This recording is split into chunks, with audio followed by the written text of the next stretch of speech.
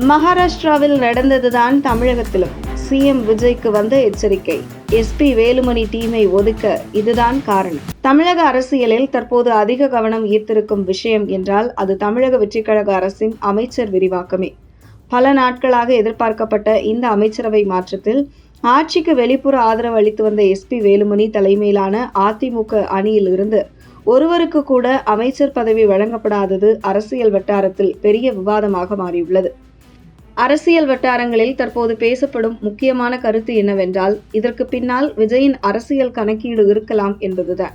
குறிப்பாக எஸ்பி வேலுமணி மீது முழுமையான நம்பிக்கை வைக்க தமிழக வெற்றிக்கழக தலைமை தயக்கம் காட்டியிருக்கலாம் என்று கூறப்படுகிறது.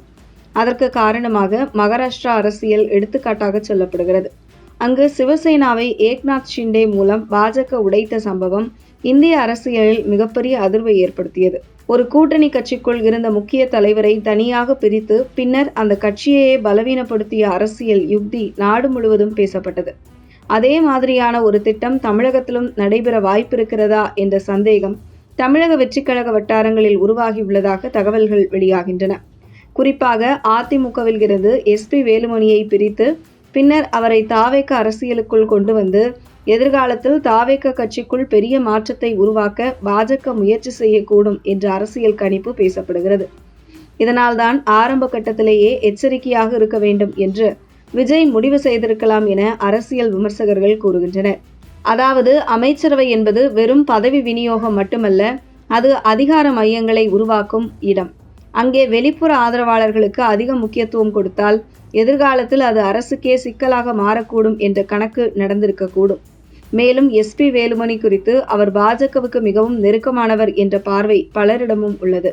குறிப்பாக தமிழ்நாட்டில் பாஜக முக்கிய தலைவர்களுடன் அவருக்கு இருக்கும் தொடர்புகள் அடிக்கடி பேசப்பட்டு வந்துள்ளன. அதேபோல் ஈசா யோகா மையத்தின் நிறுவனர் ஜக்கி வாசுதேவ் மற்றும் எஸ்பி வேலுமணி இடையேயான நெருக்கமும் அனைவரும் அறிந்தது. குறிப்பாக கோவை மண்டலத்தில் எஸ்பி வேலுமணியின் ஆதிக்கம் இன்னும் குறையவில்லை. அந்த செல்வாக்கை பயன்படுத்தி அவர் எதிர்காலத்தில் தனி அரசியல் நகர்வை மேற்கொண்டால் அது தமிழக அரசியலில் பெரிய மாற்றத்தை ஏற்படுத்தக்கூடும் என்ற மதிப்பீடும் இருக்கிறது.